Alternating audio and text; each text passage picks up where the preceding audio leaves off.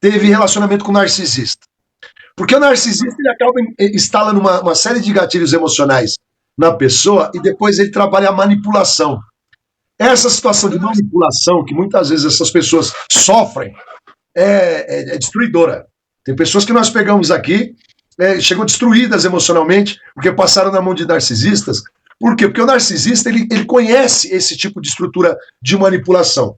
Quando uma pessoa ela deixa dominar a ponto de ser manipulada, é tudo que o cara quer, aí ele, ou que a mulher, né? Porque a mulher narcisista é pior que o homem narcisista. Ele fica naquele joguinho, descarta, mete o contato zero, mete lá o silêncio na pessoa, e aí a pessoa vai ficando, sabe, desesperada para poder acessar aquela pessoa. E aí ela sai, se envolve com uma porrada de gente, porque o narcisista é traidor por natureza, né? É uma pessoa infiel. O narcisista ele é infiel, a natureza dele é essa. Ele nunca está satisfeito. É uma pessoa vazia que fica atrás de fontes de suprimentos, né, que são relacionamentos para poder abastecer o egoísmo dele, a vaidade, mostrar como sempre uma pessoa que é cobiçada, mas na verdade é uma das mais pequenas que tem. E você quer destruir o ego do narcisista, é você meter o contato zero, a lei do silêncio mesmo, desespero dessas pessoas, porque ele perde todo o acesso, ele perde o poder de manipulação.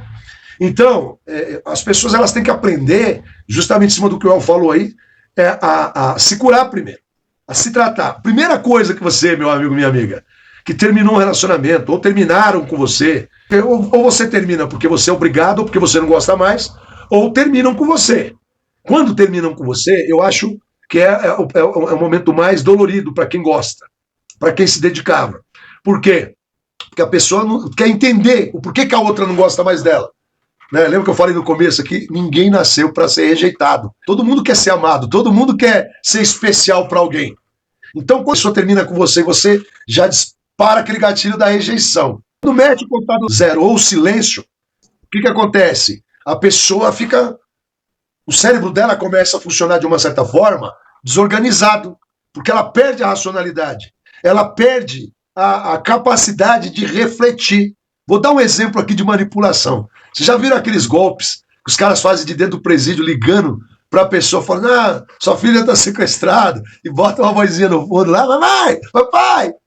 Meu, isso é o clássico da manipulação mental, porque o cara vem, ele atinge diretamente num ponto que é o ponto do sentimento protetivo que o pai e a mãe têm, na maioria das vezes, os próprios filhos.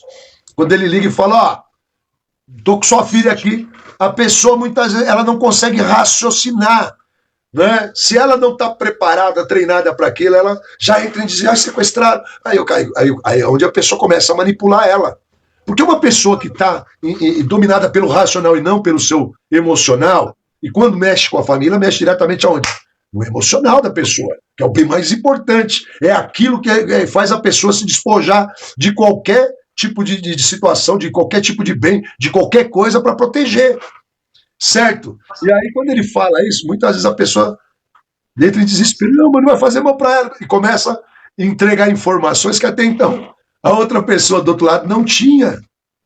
Ela não tinha essas informações. E aí onde começa a aumentar a manipulação. Se é uma pessoa que ela é centrada dentro do racional dela, quando a pessoa ligar e falar, eu tô com a sua filha, sequestrei sua filha, seu filho. A pessoa vai falar, peraí então. E vai ligar para quem? Para a filha, para o filho, para ver realmente se aquilo aconteceu. Ou se não for, então você vai ligar daqui a pouco, que enquanto não tiver confirmação, rapidinho você desmonta o bandido. É isso que acontece nos relacionamentos. As pessoas, elas começam a criar esse sistema de manipulação quando ela joga o love bomb, fica aquela explosão de amor. Meu, se transforma num camaleão para fazer você sentir a pessoa mais importante da relação. É o melhor sexo, é o melhor beijo, é a melhor lembrança, é o melhor presente, tudo que puder te fazer para te prender emocionalmente a ela, o narcisista vai fazer. E aí depois, o passo seguinte, que ele sentiu que você está na mão dele, o que ele faz? O processo de desvalorização, o processo de rebaixamento mental. É onde ele começa a colocar defeitos em você. É onde ele começa a apontar situações que te colocam em risco de perder ele. E aí você está dominado, porque ele te encheu tanto de amor, de carinho, de paixão, te fez sentir a pessoa mais importante do mundo. E você começa a ficar com medo de não ter mais isso. E aí é onde ele começa a te manipular totalmente, explorar, te extorquir. E isso são coisas que as pessoas têm que aprender a não deixar acontecer com elas. Por quê? Porque no momento que você aprende técnicas de autoafirmação, de fortalecimento mental e do seu racional sobre o seu emocional, nunca mais você vai ser vítima de ninguém, nunca mais você vai sofrer por amor, nunca mais você vai ficar aí nessa situação. Eu sempre falo para as pessoas que chegam, né, no nosso atendimento, falo, cara, primeira coisa que você tem que fazer é a técnica do papel.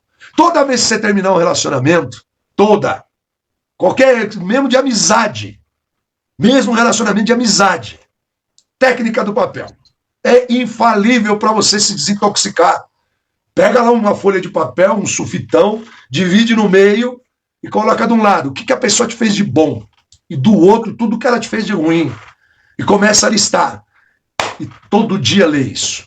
O que ela te fez de bom, você vai começar a reparar que o que a pessoa te fez de ruim ele é muito maior do que o que ela te fez de bom.